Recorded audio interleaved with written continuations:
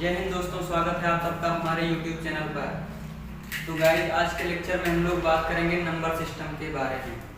ये number system का पहला लेक्चर है दोस्तों। इसमें हम लोग एकदम बेसिक से जानेंगे कि नंबर सिस्टम में डिजिट कितने होते हैं, नंबर संख्याएं आपके कितने प्रकार की होती हैं, नंबर्स आपके कितने टाइप्स के होते हैं, वो सारी चीज़ों का डिस्कशन करेंगे। और उसके बाद हम लोग इतना डिस्कस करने के बाद बात करेंगे डिविजिबिलिटी रूल के बारे में। ठीक है दोस्तों, तो चलिए आइए देखते हैं, अपने लेक्चर पर चलते हैं। सबसे पहले आपको पता होना चाहिए, जब आप नंबर सिस्टम यानी संख्या पद्धति पढ़ रहे हैं, जिसमें सबसे पहले आपको ये पता होना चाहिए कि हमारे डिजिट कितने प्रकार के होते हैं, कौन कौन से होते हैं आपके डिजिट। ठीक है, फॉर एग्जांपल मैंने यहाँ पे जैसे लिख दिया है, ये लिखा हुआ है 897654। ठीक है, तो हम इसमें आपसे पूछे डिजिट कितने हैं, आपको डिजिट, इसको अंक बोलते हैं हिंदी में, आपके डिजिट यहाँ पे कितने हैं, तो आप काउंट करके बताएंगे कि 1 2 3 4 5 6, तो आपके टोटल डिजिट कितने हो जाएंगे यहाँ पे 6। अगर वही हम बात करें कि ये संख्या कौन सी है, ठीक है, नंबर क्या है,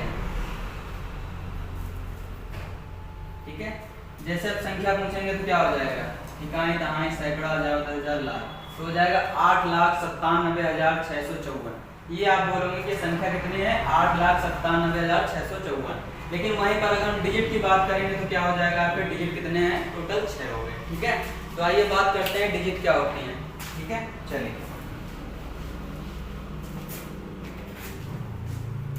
सबसे पहला आता है हेडिंग डिजिट,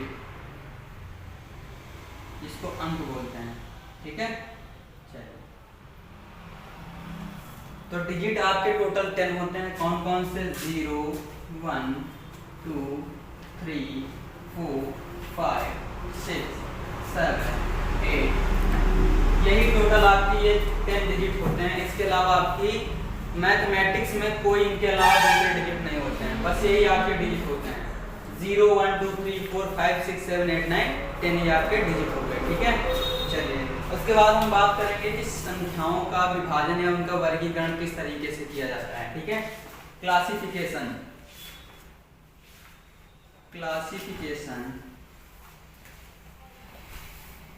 ऑफ नंबर्स। ठीक है, संख्याओं का वर्गीकरण, ये हम लोग पढ़ेंगे, बिल्कुल बेसिक से डिटेल में पढ़ेंगे ये सारी चीजें। ठीक है, क्योंकि ये पहली लेक्चर है, बहुत इंपॉर्टेंट लेक्चर है, क्योंकि मैथमेटिक्स आपकी यहीं से शुरुआत होती है, संख्या पद्धति से ही। ठीक है, चलिए, यहाँ पे क्लासिफिकेशन ऑफ नंबर्स पढ़ेंगे, तो यहाँ पे कई प्रकार की संख्याएं आपको डिवाइड की गई हैं यहाँ पे। ठीक है, संख्याओं के कई प्रकार से विभाजन किए गए हैं। सबसे पहला आता है आपका, फर्स्ट है आपका नेचुरल नंबर, जिसको आप लोग प्राकृतिक संख्या भी बोलते हैं। प्राकृतिक संख्या या प्राकृत संख्या बात वही है। ठीक है, प्राकृतिक संख्या हो गई।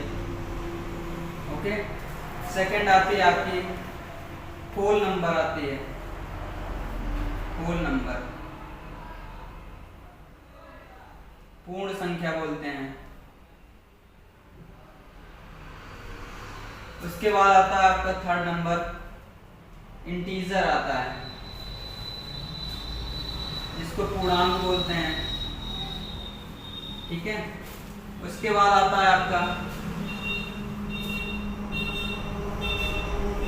रियल, वो क्या कहते हैं, रेशनल नंबर आपका आता है, रेशनल नंबर हो गया, जिसको आप परिमेय संख्या बोलते हैं। ठीक है, ये हो गया आपका परिमेय संख्या, ये हो गया। फिर इसके बाद आपको पढ़ना है इर्रेशनल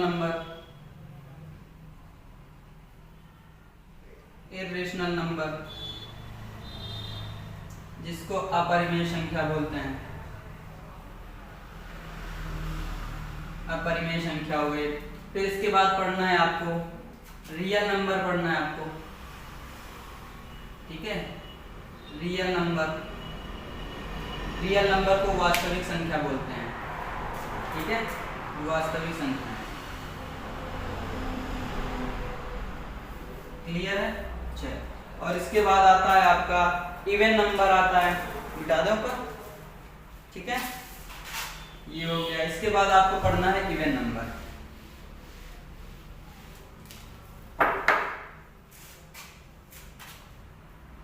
इवन नंबर आपको पढ़ना है, फिर आपको पढ़ना है ऑड नंबर। इवन नंबर मतलब क्या होता है, सम संख्याएं। उसके बाद आपको पढ़ना है ऑड नंबर,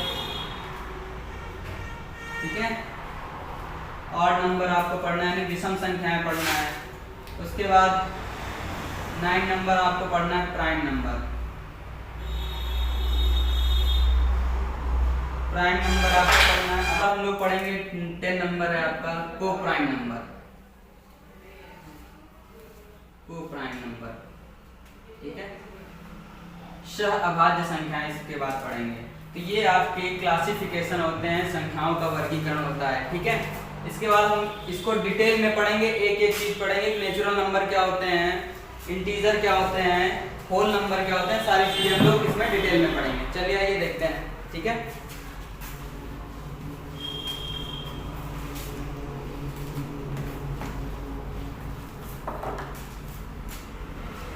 सबसे पहला था आपका नेचुरल नंबर।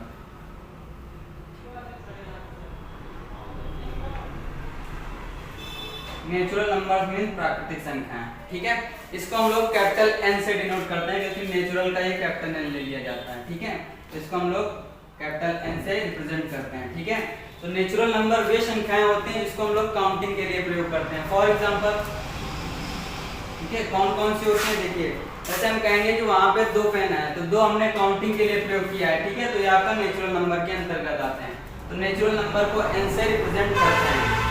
जिसका ग्रुप बनता है वो कहाँ से शुरू होता है, 1 से, 1 2 3 4 5 डॉट डॉट, आप जहां तक लिख सकते हो ये नेचुरल नंबर का ग्रुप हो गया, ठीक है। चलिए, तो यहाँ पे एक क्वेश्चन बनता है आपका कि सबसे छोटा नेचुरल नंबर क्या होता है, ठीक है। सबसे छोटा नेचुरल नंबर क्या होता है,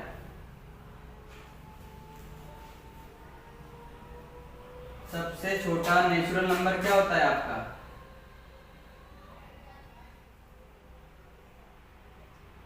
सबसे छोटा नेचुरल नंबर आपका 1 होता है, ठीक है। यहीं पे अगर बात करते हैं कि सबसे बड़ा नेचुरल नंबर क्या होता है, तो आपको आंसर देना है कि सबसे बड़ा कोई भी नेचुरल नंबर नहीं होता है, ठीक है।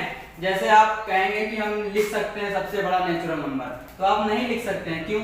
जैसे आप 999 जितनी बार लिखना चाहो आप लिख लो, उसके बाद जैसे उसमें +1 ऐड कर दोगे वो उससे बड़ा नंबर प्राप्त हो जाएगा, उससे बड़ा नेचुरल नंबर प्राप्त हो जाएगा। तो इस वजह से हम कह सकते हैं कि सबसे बड़ा कोई भी नेचुरल नंबर नहीं होता है, ठीक है। क्लियर है। तो सबसे मेन इंपॉर्टेंट पूछने वाला जो आपका पॉइंट यहाँ से बनता है, सबसे छोटा नेचुरल नंबर क्या होता है, ये होता है, ठीक है। चलिए, उसके बाद हम लोग पढ़ेंगे होल नंबर क्या होता है, ठीक है। सेकंड है आपका होल नंबर।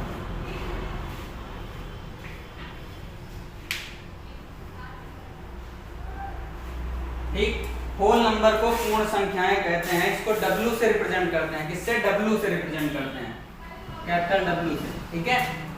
W का ये यहाँ से आ गया, होल नंबर का ये W हो गया, ठीक है। तो इसकी जो डेफिनेशन होती है होल नंबर की, कि यदि अगर हम नेचुरल नंबर्स में हम 0 को इंक्लूड कर देते हैं तो हमारा जो ग्रुप प्राप्त होता है, नंबर्स का जो ग्रुप प्राप्त होता है वो हमारा क्या कहलाता है, होल नंबर कहलाता है, ठीक है। इसको हम W से रिप्रेजेंट करते हैं, W, ठीक है। इसमें जैसे हमारा नेचुरल नंबर कहाँ से स्टार्ट होता था, 1 से ना, 1 2 3 4 5 डॉट डॉट डॉट, ठीक है। ये आपका नेचुरल नंबर होता था। जैसे नेचुरल नंबर में 0 को इंक्लूड कर लेंगे, ऐड कर देंगे, तो हमारा जो संख्या समूह प्राप्त होगा वो क्या कहलाएगा, आपका होल नंबर कहलाएगा, ठीक है। ये हो गया आपका, ये आपका होल नंबर हो गया, ठीक है। तो इसमें बात करें कि सबसे छोटा, एक क्वेश्चन बनता है कि सबसे छोटा होल नंबर क्या होता है। जैसे नेचुरल नंबर का पूछा गया, तो वैसे यहाँ पर भी सबसे छोटा या सबसे छोटी पूर्ण संख्या क्या होती है। तो बात करें सबसे छोटी पूर्ण संख्या की, क्या होगी, 0। 0 आपकी सबसे छोटी पूर्ण संख्या हो जाएगी। फिर वहीं बात करें कि सबसे बड़ी पूर्ण संख्या क्या होती है, फिर वही यहाँ पे फंसता है कि जब सबसे बड़ी नेचुरल नंबर हम लोग नहीं ढूंढ पाते थे, तो सबसे छोटी आपको, सबसे बड़ी आपकी पूर्ण संख्या भी नहीं ढूंढ पाएंगे। तो इसका आंसर क्या हो जाएगा, कोई भी संख्या सबसे बड़ी पूर्ण संख्या नहीं होती है। फिर वही एग्जांपल है कि जितनी बार आपको 9 लिखना है लिख दीजिए, जैसे उसमें +1 ऐड करेंगे, ठीक है, तो वो आपका क्या हो जाएगा, उससे बड़ी वो आपका होल नंबर प्राप्त हो जाएगा। तो यहाँ पे हम कह सकते हैं कि जो सबसे बड़ी पूर्ण संख्या है वो हम लोग नहीं डिटरमाइन कर सकते, नहीं लिख सकते हैं। ठीक है, चलिए आगे बढ़ते हैं। जो थर्ड है आपका पूर्णांक, ठीक है, इंटीजर।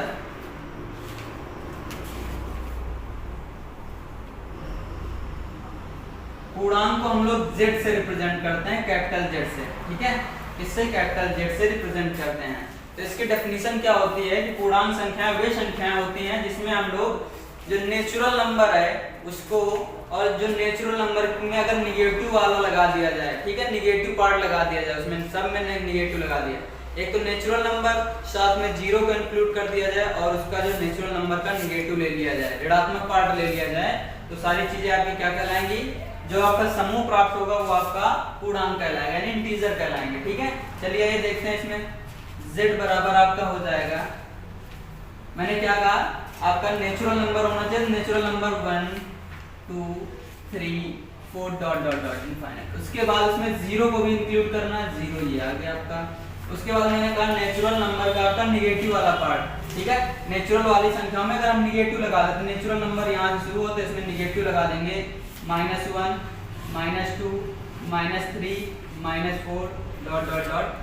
ठीक है, तो ये जो आपका समूह प्राप्त हुआ, आपका जो ग्रुप प्राप्त हुआ है नंबर्स का, ये आपका क्या कहलाएगा, पूर्ण संख्याएं कहलाएंगे। ठीक है, अब यहाँ पे बात करते हैं पूर्ण संख्याएं। यहाँ पे तो इनके भी दो पार्ट होते हैं। ठीक है, एक होता है पॉजिटिव इंटीजर, एक होता है निगेटिव इंटीजर। ठीक है, तो पॉजिटिव इंटीजर की बात करते हैं, जो यहाँ से 1 से, ठीक है, ये वाला पोर्शन होता है, ये आपका पॉजिटिव इंटीजर कहलाता है, पॉजिटिव इंटीजर कहलाता है।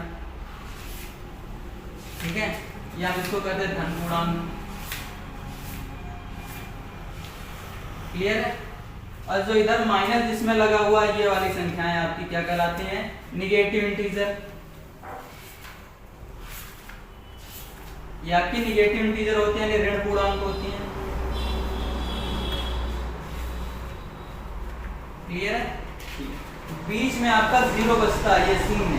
ठीक है, जीरो बच रहा है, तो यहाँ पे एक पॉइंट लिख लेंगे नोट करके कि जीरो पर माइनस का कोई इफेक्ट नहीं पड़ता, यानी कि हम इसको कह सकते हैं जीरो ना तो धनात्मक होता है और ना ही ऋणात्मक होता है। क्या होता है, शून्य ना तो धनात्मक होता है और ना ही ऋणात्मक होता है।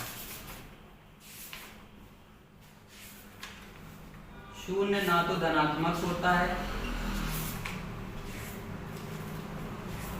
और ना ही ऋणात्मक होता है। शून्य ना तो धनात्मक होता है और ना ही ऋणात्मक। ठीक है, यानी कि हम कह सकते हैं जीरो पर माइनस या प्लस का कोई इफेक्ट नहीं पड़ता है। ठीक है, ये हो गया आपका इंटीजर। ठीक है, अब बात करते हैं कि रेशनल और इरेशनल नंबर क्या होते हैं।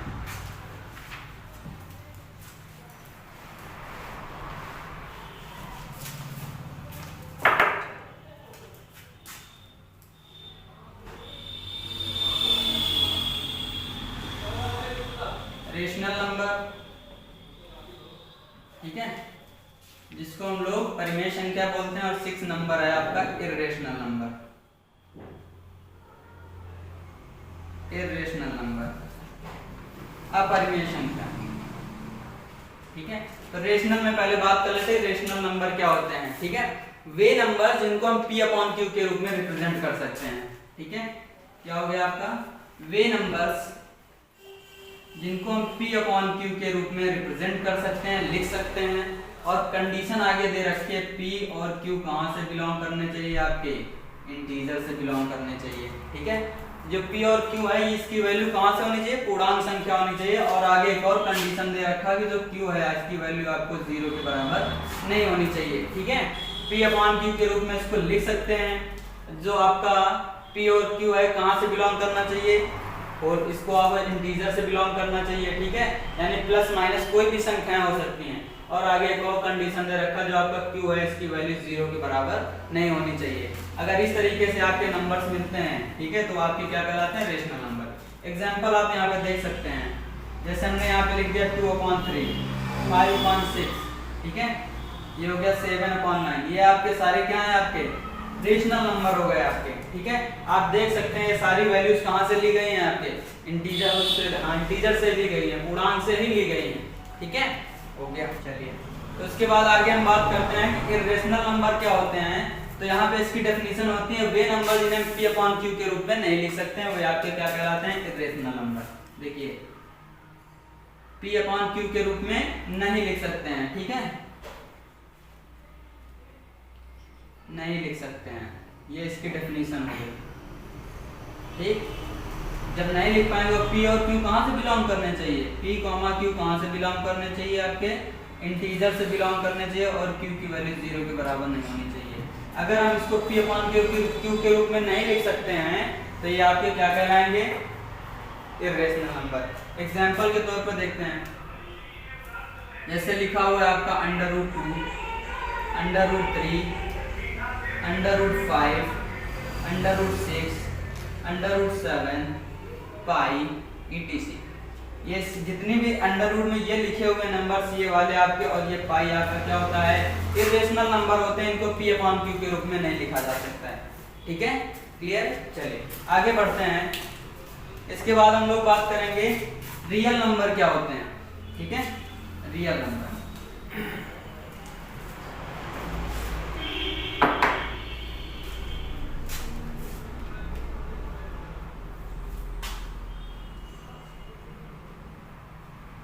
रियल नंबर यानी वास्तविक संख्याएं क्या होती हैं, वास्तविक संख्याएं क्या होती हैं। ठीक है, जो रियल नंबर्स होते हैं ये दो नंबर्स का ग्रुप होते हैं। कौन कौन से दो नंबर होते हैं, एक आपका आता है रेशनल नंबर, रेशनल नंबर, और दूसरा आता है इर्रेशनल नंबर।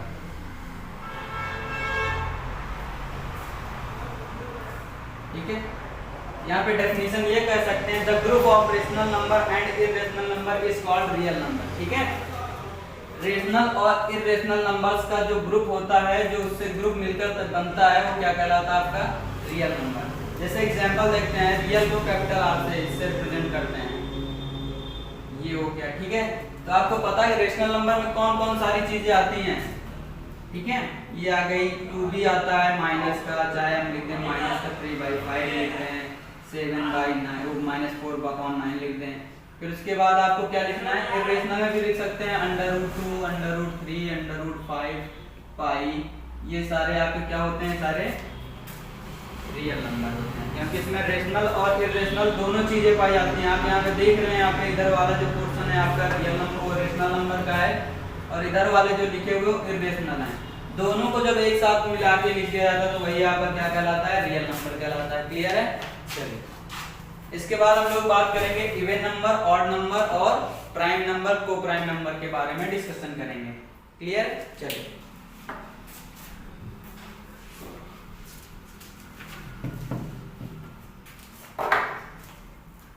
तो सबसे पहले बात करते हैं इवन नंबर के बारे में। इवन नंबर मतलब सम संख्याएं।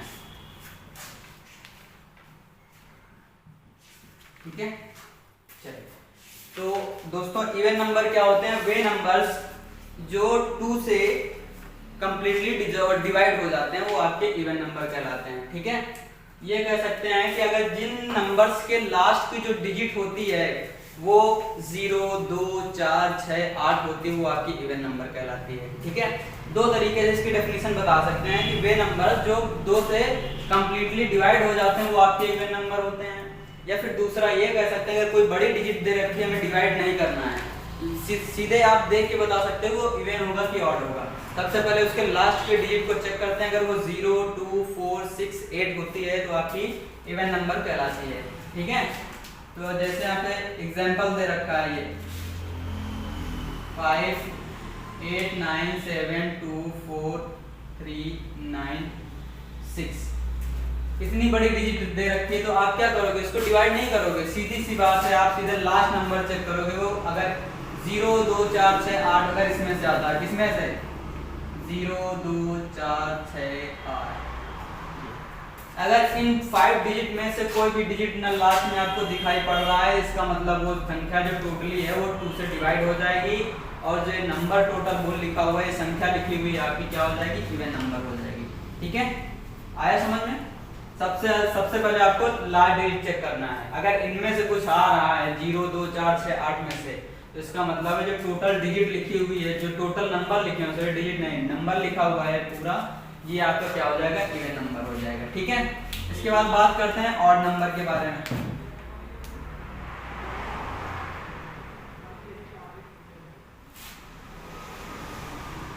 ठीक, ये ऑड नंबर हो गया।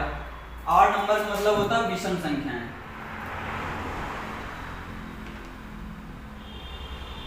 विषम संख्या की अगर डेफिनेशन की बात करें तो आपको क्या लिखना है कि वे नंबर्स जो 2 से कंप्लीटली डिवाइड नहीं होते वो आपके क्या कहलाते हैं, ऑड नंबर कहलाते हैं।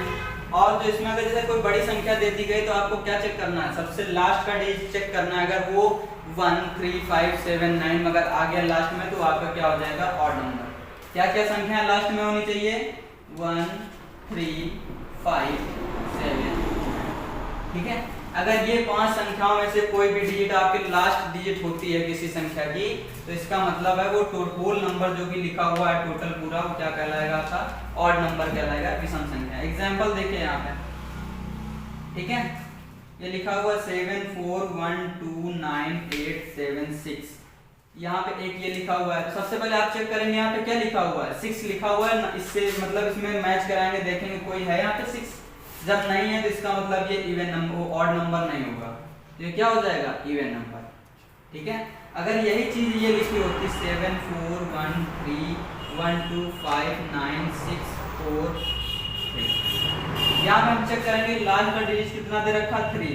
क्या 3 इस वाले ग्रुप में आपको कहीं पे दिख रहा है, जी हाँ दिख रहा है यहाँ पे। अगर इसमें से कोई संख्या हो गई आपकी तो इसका मतलब ये टोटल डिजिट लिखे, टोटल नंबर लिखे हुए हैं, ये आपके क्या कहलाएंगे, ऑड नंबर।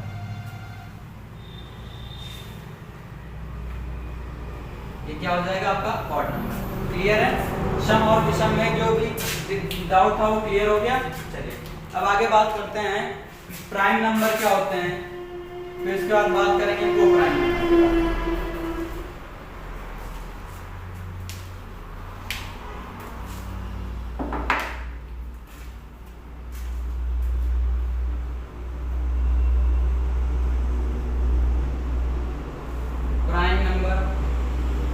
हिंदी में अभाज्य संख्या बोलते हैं। ठीक है, अभाज्य संख्याएं। उसके बाद आता है आपका को प्राइम नंबर।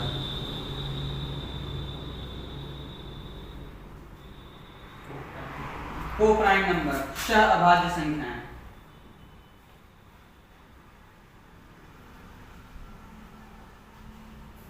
ठीक है, देखिए जो प्राइम नंबर होते हैं, ठीक है, इनकी डेफिनेशन होती है कि अभाज्य संख्याएं वे संख्याएं होती हैं जो स्वयं से या तो डिवाइड होती है या फिर 1 से डिवाइड होती हैं। ठीक है, इसके अलावा और कोई दूसरा नंबर उनको डिवाइड नहीं कर सकता है।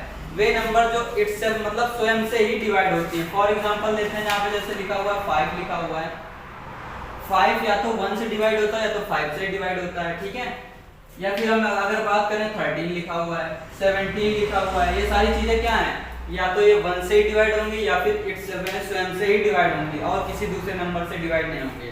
ठीक है, तो इनका जो प्राइम नंबर कौन कौन से होते हैं इनको लिख लेते हैं। ठीक, सबसे छोटा प्राइम नंबर क्या होता है, 2 3 5 7 11 13 17 19 23 29 31 37 41। ठीक है, उसके बाद आ गया आपका 43, फिर उसके बाद 47, ऐसे बहुत सारी होती हैं। ठीक है, ये हो गई। अगर हम बात करें कि 1 से लेकर के 50 तक के बीच में कितनी अभाज्य संख्याएं होती हैं, तो 1 से 50 तक के बीच में टोटल 15 अभाज्य संख्याएं होती हैं। ठीक है, कितनी होती हैं, 15। चलिए थोड़ा सा इसको मिटा दें नीचे वाला, थोड़ा और डिटेल में। ठीक है, ये बहुत सारी होती हैं यहाँ पे। ठीक है, यहाँ पे बात करते हैं ना 1 से लेकर के 50 तक कुल अभाज्य संख्याएं टोटल कितनी होती हैं आपकी, 1 से 50 तक की, तो 15 अभाज्य संख्याएं होती हैं। ठीक है, अगर यही हम बात करें कि 51 से लेकर के 100 के बीच तक कुल कितनी अभाज्य संख्याएं होती हैं, तो ये हो जाएंगे टोटल 10। ठीक है, ये टोटल कितनी होती हैं, 51 से लेकर 100 तक 10 अभाज्य संख्याएं होती हैं। अगर हम टोटल यहाँ से 1 से काउंट करें, 1 से 100 तक आपकी कुल कितनी अभाज्य संख्या होती हैं, तो हो जाएंगे आपके 25। कितनी हो जाएंगी, 25। 1 से लेकर, ये आपको याद कर लेना है यहाँ पे, ठीक है, वहाँ पे लिख के नहीं देखना। अगर ये इतने पॉइंट याद रहेंगे तो अगर किसी क्वेश्चन में पूछ लिया गया कि 1 से लेकर 50 तक कुल कितनी अभाज्य संख्याएं हैं, तो आपको आंसर देखते ही लगा देना है 15 अभाज्य संख्याएं होती हैं। ठीक है, वही अगर हम बात करें 51 से लेकर के 100 तक कितनी अभाज्य संख्या होती है, तो 51 से लेकर के 100 तक आपकी 10 अभाज्य संख्याएं होती हैं। ठीक है, उसके बाद अगर हम टोटल काउंट करें 1 से लेकर के 100 तक की संख्याओं के बीच में, तो 1 से लेकर के 100 तक की संख्याओं के बीच में टोटल आपके कितने पड़ेंगे, जाके 25 अभाज्य संख्याएं पड़ती हैं। क्लियर है, चलिए अब आगे बढ़ते हैं। को प्राइम नंबर कौन होते हैं, उस पर डिस्कशन करते हैं।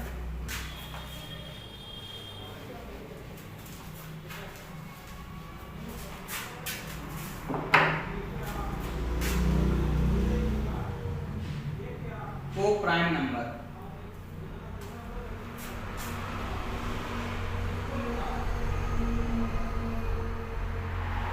सह अभाज्य संख्याएं।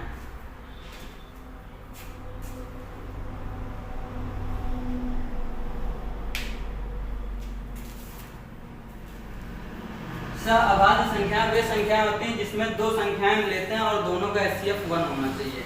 ठीक है, देखिए वे संख्याएं जिनका HCF 1 हो, उसमें हमें क्या करना है, ग्रुप लेते हैं, 2-2 के ग्रुप हो जाते हैं, 3-3 के हो जाते हैं, तो वो सारे जो ग्रुप कहलाते हैं वो आपस में क्या कहलाते हैं, को प्राइम संख्याएं, को प्राइम नंबर कहलाते हैं। ठीक है, जैसे एग्जांपल हम ले लें, 3 और ले लिया और 5 ले लिया, दोनों का HCF निकालेंगे, आपको HCF उसका 1 मिलेगा। ठीक है, यही अगर हम बात करें 3, 5, 7, इसका भी अगर HCF निकालेंगे तो कितना हो जाएगा, 1 ही आएगा। ठीक, अगर ये हम बात करें 4 और 5, इसका भी HCF 1 ही आएगा, तो ये भी आपस में क्या कहलाएंगी, को प्राइम नंबर कहलाएंगे। ठीक है, ये हो गया। जैसे 13 ले लिया, 17 ले लिया, ये भी आपके क्या कहलाएंगे, ये जो ग्रुप बना आपका, ये भी आपका क्या कहलाएगा, को प्राइम नंबर कहलाएगा। तो को प्राइम की डेफिनेशन क्या होती है, वे नंबर्स या वे ग्रुप जिनमें जो संख्याएं लिखी हुई अगर उनका HCF निकाले तो कितना आना चाहिए, 1 आना चाहिए। वे नंबर्स आपके क्या कहलाएंगे, वो ग्रुप आपका कहलाएगा को प्राइम नंबर्स कहलाएंगे। क्लियर है, चलिए तो आपका जो नंबर सिस्टम का जो क्लासिफिकेशन ऑफ नंबर्स था वो आपका कंप्लीट हो चुका था। इतने ही नंबर्स में इसको डिवाइड किया गया है। ठीक है, अब इसके बाद हम लोग डिस्कशन करेंगे, जैसा कि मैंने शुरुआत में बताया था कि इसके बाद हम लोग बात करेंगे डिविजिबिलिटी रूल के बारे में। कोई भी संख्या 2 से कब डिविजिबल होती है, 3 से डिविजिबल कब होती है, 4 से कब होती है, 5 से कब होती है, तो वहाँ पे हमको डिवाइड करके नहीं देखना है। ठीक है, तो दोस्तों आपका जो नंबर सिस्टम का था जिसमें हम लोग क्लासिफिकेशन पढ़ चुके हैं नंबर्स का, इसके बाद हम लोग विभाज्यता का नियम पढ़ेंगे, डिविजिबिलिटी रूल पढ़ेंगे। ठीक है, चलिए डिविजिबिलिटी रूल की तरफ बढ़ते हैं। विभाज्यता का नियम, विभाज्यता का नियम।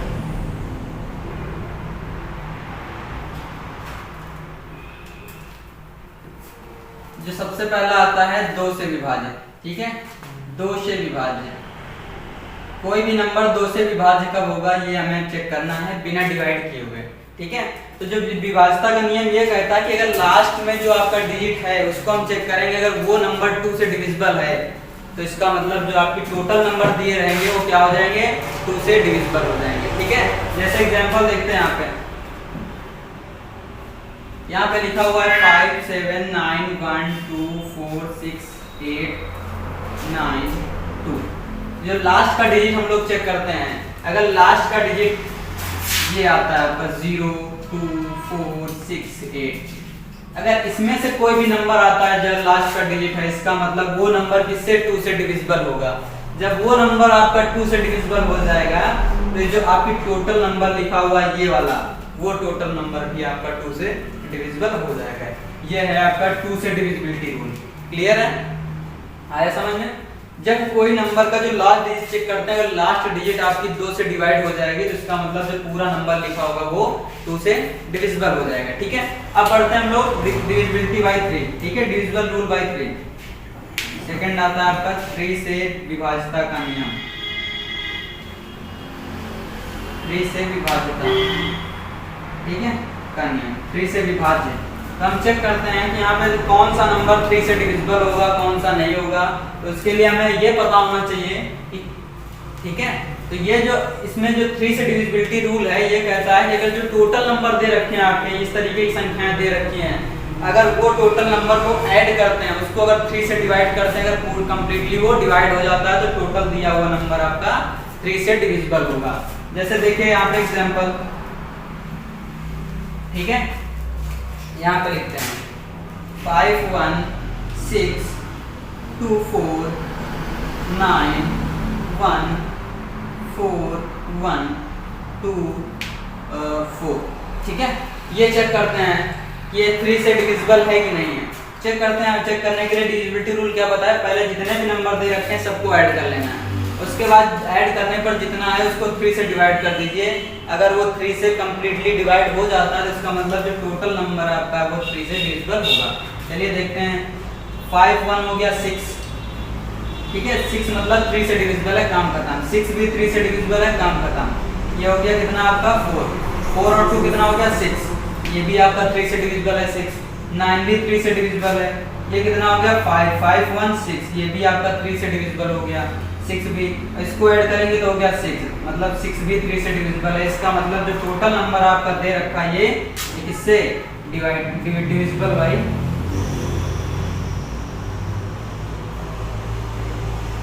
इसका मतलब ये टोटल नंबर जो लिखा हुआ है 5 1 6 2 4 9 1 4 1 2 4, ये आपका 3 से डिवाइड हो जाएगा, ठीक है, कंप्लीटली डिवाइड हो जाएगा। क्लियर है। एक और देखते हैं इसका एग्जांपल, अगर क्लियर नहीं हुआ तो देख लीजिए, ठीक है। जैसे कोई नंबर यहाँ पे लिखा हुआ है 5 1 2, ठीक है, 7 8 1 7 2 9 5 1, ये नंबर आपका लिखा हुआ है। यहाँ पे आपको चेक करना है कि 3 से डिविजिबल है कि नहीं है, ठीक है। देखते हैं 5 1 कितना हो गया 6 6 2 कितना हो गया 8 8 7 कितना हो गया 15 15 और 8 कितना हो गया 23, और इसमें 1 ऐड करेंगे 24 में 7 ऐड करेंगे कितना हो गया 31, ठीक है। इसमें 2 ऐड करेंगे कितना हो गया आपका 33 में 9 ऐड करेंगे कितना हो गया 42 में 5 ऐड करेंगे कितना हो गया 47 में 1 ऐड करेंगे कितना आ गया 48 को 3 से डिवाइड करिए, ठीक है, कट जाएगा 1, ये आ गया 1, ये आ गया 16, मतलब ये कंप्लीटली डिवाइड हो गया है। तो ये जो टोटल नंबर लिखा हुआ है ये आपका 3 से डिविजिबल होगा। क्लियर हो गया। चलिए, अगर ये क्लियर हो गया तो आगे बढ़ते हैं divisible by 4, divisibility rule by 4 से विभाज्यता का नियम पढ़ते हैं हम लोग, किस तरीके से 4 को, ठीक है।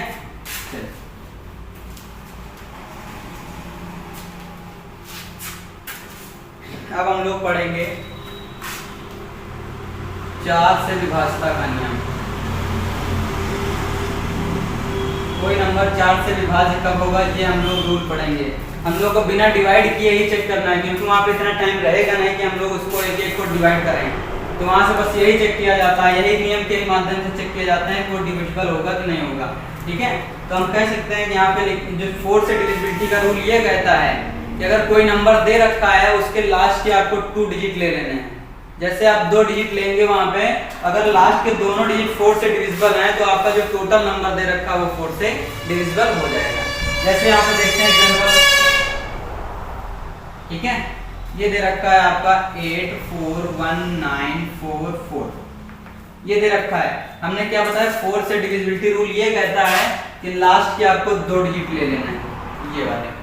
अगर ये दोनों डिजिट आपके 4 से डिविजिबल है, कंप्लीटली डिवाइड है, ये कंप्लीटली डिवाइड हो जाते हैं, यहाँ पे डिवाइड करेंगे कितना आएगा, यहाँ पे इस तरीके से आप करके देख लग सकते हैं, ठीक है। डिवाइड हो गया आपका, रिमाइंडर कुछ नहीं बच रहा, इसका मतलब है कंप्लीटली डिवाइड हो जा रहा है। जब कंप्लीटली डिवाइड हो जाएगा तो इसका मतलब टोटल नंबर लिखा हुआ है ये आपका 4 से डिविजिबल हो जाएगा। क्लियर है, ये टोटल नंबर आपका 4 से डिवाइड हो जाएगा। क्लियर। एक और एग्जांपल देख लेते हैं यहाँ पे 7 4 2 1 5 8 4, ये नंबर आपका लिखा हुआ है। इसमें आपको बताना है कि ये 4 से डिविजिबल है कि नहीं है, तो आपको पूरे नंबर को डिवाइड करने की जरूरत नहीं है। हमने बताया इसमें क्या करना है, लास्ट के दो डिजिट ले लेना है। जैसे 2 डिजिट लिया कितना हो गया 84। अब 84 को हम लोग 4 से डिवाइड करके देखते हैं कंप्लीटली डिवाइड हो जाता है कि नहीं। 4 2 जा 8 हो गया, ये कट गया पूरा, 4 यहाँ पे आ गया, 4 1 जा 4 आ गया। मतलब यहाँ पे रिमाइंडर कुछ नहीं बच रहा है, इसका मतलब ये 84 है, 4 से कम्प्लीटली डिविजिबल है। अगर 84 आपका जो लास्ट के 2 डिजिट है अगर ये 4 से डिविजिबल है कम्प्लीटली, तो जो टोटल नंबर आपका दे रखा है ये भी आपका कम्प्लीटली 4 से डिवाइड हो जाएगा। क्लियर है? ये था आपका 4 से विभाज्यता का नियम। इसके बाद हम लोग पढ़ेंगे 5 से डिविजिबिलिटी रूल, 5 का डिविजिबिलिटी रूल। ठीक है, चलिए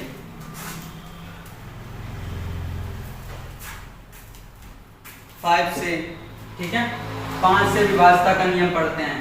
ठीक है, तो 5 से विभाज्यता का नियम पढ़ना है हमको।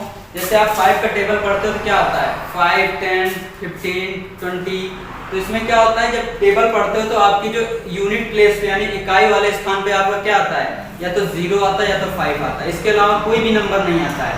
आप टेबल पढ़ के देख लीजिए 5 10 15 20 25 30। ठीक है, आप यूनिट प्लेस पे देख रहे होगे या तो 0 आता है या तो 5 आता है, इसके अलावा कोई भी नंबर नहीं आता है। तो इसकी विभाज्यता का नियम ये कहता है कि 5 से डिविजिबिलिटी रूल ये कहता है कि अगर जब उसके यूनिट प्लेस पे या तो 0 होना चाहिए तो 5 होना चाहिए, अगर इकाई वाले स्थान पर या 0 हो या 5 हो तो वो नंबर आपकी क्या होगी 5 से डिविजिबल हो जाएगी। क्लियर है? एग्जांपल देखते हैं इसका, आप इसको देखकर ही बता सकते हैं। जैसे लिखा हुआ है 5 4 2 1 9 5 8 0, ये लिखा हुआ है। तो यहाँ पे आपको लास्ट डिजिट क्या दिख रहा है 0 दिख रहा है, इसका मतलब ये टोटल नंबर आपका क्या हो जाएगा 5 से डिविजिबल हो जाएगा। क्लियर है? एक और लिख रहे हैं यहाँ पे 2 1 5 9 4 8 0 5, यहाँ पे आपको 5 दिख रहा है, इसका मतलब ये आपका टोटल नंबर कितने से 5 से डिविजिबल हो जाएगा। एक और एग्जांपल लिख रहे हैं, लिखे यहाँ पे 3 1 2 5 9 4 0 1, यहाँ पे दिख रहा होगा आपको या तो 0 है ना तो 5 है, यहाँ पे 1 आ रहा है, इसका मतलब ये 0 और 5 नहीं आ रहा, तो इसका मतलब ये 5 से डिविजिबल नहीं होगा। क्लियर है? कि अगर लास्ट में यूनिट डिजिट क्या होनी चाहिए, तो 0 हो या फिर 5 हो, वो आपका नंबर किससे 5 से डिविजिबल हो जाएगा। क्लियर है? चलिए इसके बाद हम लोग पढ़ते हैं डिविजिबिलिटी रूल बाय 6। 6 से विभाज्यता का नियम हम लोग पढ़ते हैं। ठीक है, 6 से विभाज्यता का नियम, 6 से विभाज्यता का नियम ये कहता है कि जो नंबर 2 और 3 दोनों से डिवाइड हो जाएगा, जैसे हम यहाँ पे 6 के फैक्टर करते हैं तो क्या आएंगे आपके 2 और 3 आएंगे, जो नंबर 2 से या फिर 3 से दोनों से डिवाइड होना चाहिए वो नंबर, तभी वो क्या होगा 6 से डिविजिबल होगा, अदरवाइज वो 6 से डिविजिबल नहीं होगा। क्लियर है? वो वे संख्याएं जो 2 और 3 दोनों से कंप्लीटली डिविजिबल होंगी वही संख्याएं आपकी क्या होंगी 6 से डिविजिबल होंगी। ठीक है, अब अभी आपको पता है कि पीछे बता चुके हैं कि 2 से डिविजिबल कब होगा और 3 से डिविजिबल कब होगा। चलो एक बार फिर से बता दे रहे हैं, 2 से डिविजिबल कब होगा जब यूनिट प्लेस पे आपके इवन नंबर होने चाहिए, यानी 0 2 4 6 8 होने चाहिए, तो आपका 2 से डिविजिबल होगा। और 3 से डिविजिबिलिटी का रूल मैंने क्या बताया, 3 से डिविजिबिलिटी रूल ये बताया कि जितने भी संख्याएं दे रखी हैं सबकी डिजिट को ऐड कर देंगे, सबके अंकों को ऐड कर देंगे, ऐड करने पर जितना आएगा उसको अगर हम 3 से डिवाइड कर रहे हैं तो जो आपका डिवाइड करने पर वो कंप्लीटली डिवाइड हो जाना चाहिए, अगर डिवाइड हो गया तभी वो 3 से डिविजिबल होगा। जो दोनों से डिविजिबल हो, 3 और 2 दोनों से डिविजिबल हो, वो नंबर आपका 6 से डिविजिबल हो जाएगा। क्लियर है? चलिए अब आगे बढ़ते हैं, डिविजिबिलिटी रूल बाय 7। ठीक है, divisibility rule by 7, divisibility rule by 7। 7 से विभाज्यता का नियम क्या कहता है? ठीक है, 7 से विभाज्यता का नियम थोड़ा सा टफ है, लेकिन इतना भी टफ नहीं है कि आप लोग याद ना कर पाएं। ठीक है, उसको कर ना पाएं। यहाँ पे 7 से विभाज्यता का नियम ये कहता है, 7 से विभाज्यता का नियम ये कहता है कि अगर कोई भी डिजिट दे रखी हो 6 टाइम सेम डिजिट रिपीट हो रही है, यहाँ पे 3 3 3 3 3 3 हाँ आ रहे हैं।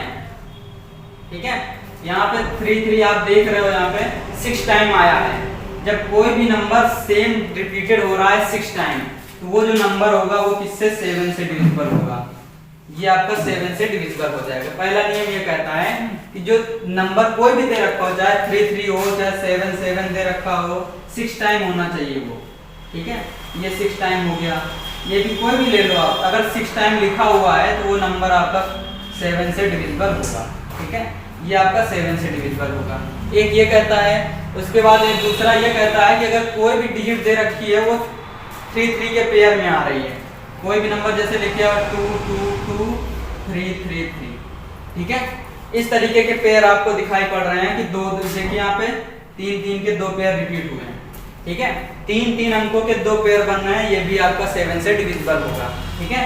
अगर यहाँ पे हम कहते हैं कि 7 7 7 8 8 8, ये भी आपका 7 से डिविजिबल होगा, क्योंकि यहाँ पे 3 नंबर के 2 पेयर आपके रिपीट हो रहे हैं। एक और इसमें एक और रूल आता है, ये भी आपका 7 से डिविजिबल होता है।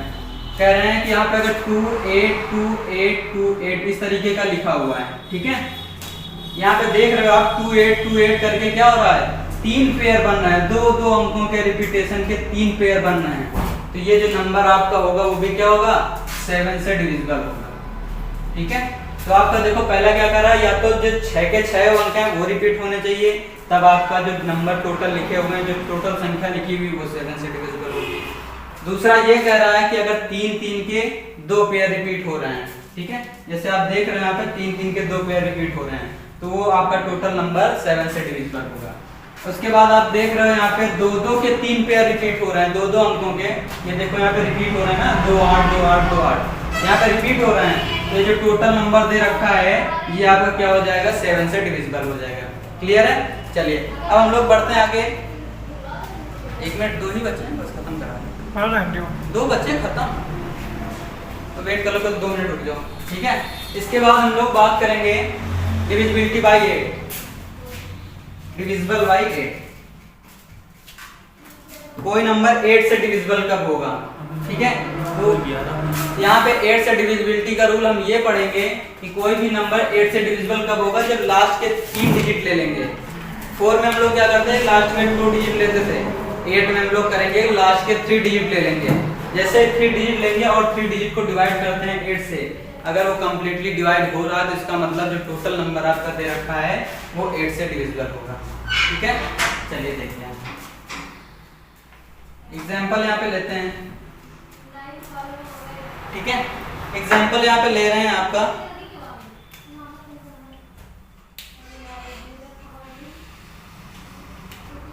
चलिए